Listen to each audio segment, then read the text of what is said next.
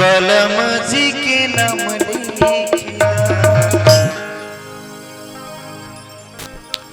क्यों है हुए हमरा मांगी की सिंगार दिलदार जी के नाम लिखिदा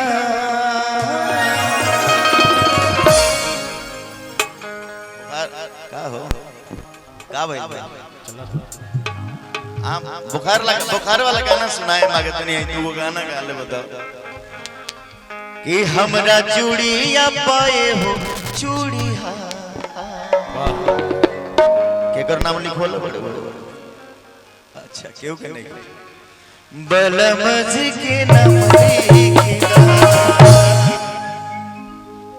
अब झकझोरल हो तो ये लो हमने कहती तो जब कौन हम उसका विशाल जी कि हमरा चूड़िया पाए हो चूड़ी बलम जी के नाम लिखिदा हमरा चूड़िया पाए हो चूड़ी बलम जी के नाम लिखिदा उहे हुए हमरा मांगी के सिंगार उहे हुए हमरा मांगी के सिंगार उहे हुए हमरा मांगी के सिंगार दिलदार जी के नाम लिखिदा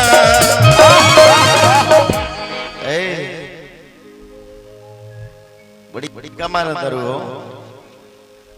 मगर पहले से मोटा गई बड़ू कौना चौकी के आटा घरी खा दरू पूरा ग्रुप में मोटा था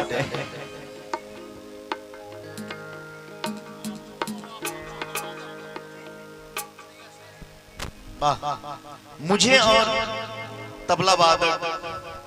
श्री विशाल यादव जी को बहुत बहुत पुरस्कार आदरणीय श्री कन्हैया सिंह जी की तरफ से भैया को कोटि कोटि प्रणाम है लिया जाओ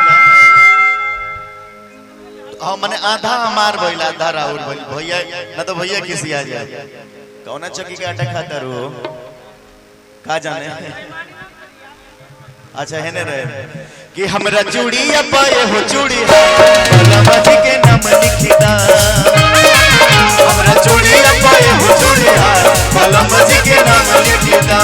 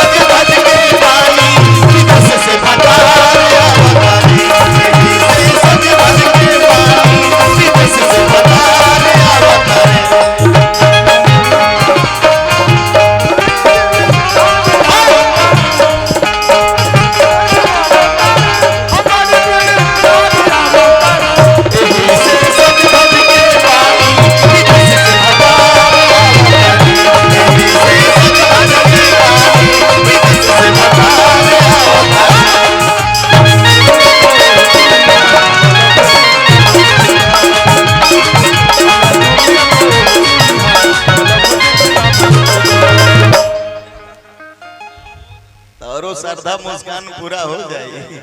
सोनी भाई कई खातिर रखले बनी जाऊ उनकरा से हम कोई दम कान में पूरा करती है आगे भाव लगल कमाल हुआ हाथ वर बहुत सारी मुस्कान किस्सा जना के साथ लिखो नमवा हमार हो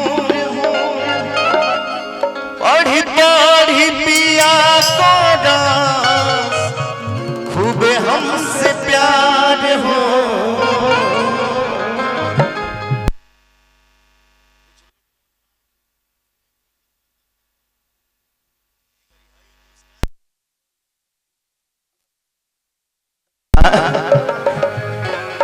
मगर एक और काम आई करी टैटू बनवावे ली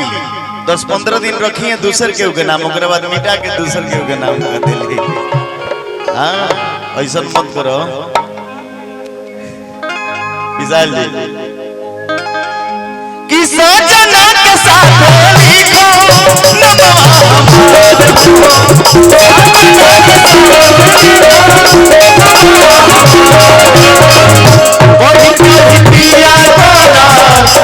हमसे प्यार हो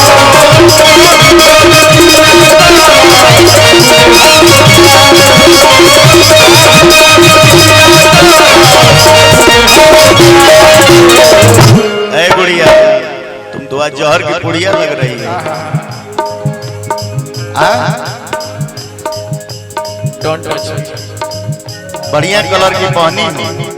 ये कपड़ा।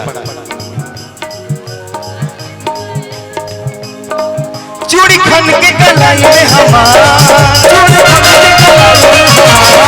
चूड़ी खन के कलाई में हमारा, ये बार लिखिदा।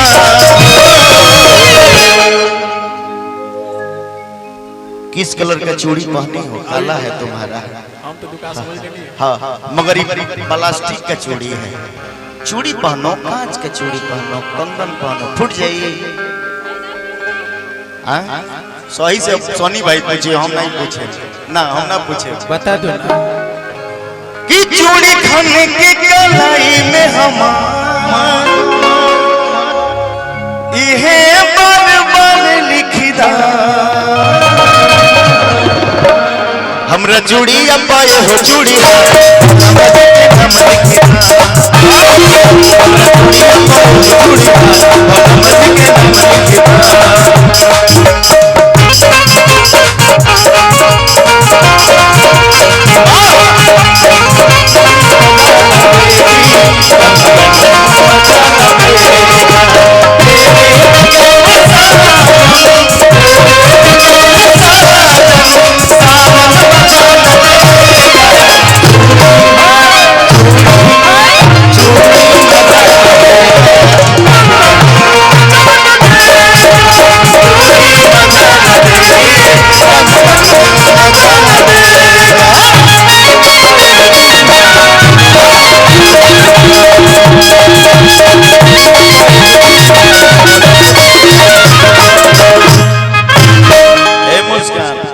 आगे गाना में भाव लगा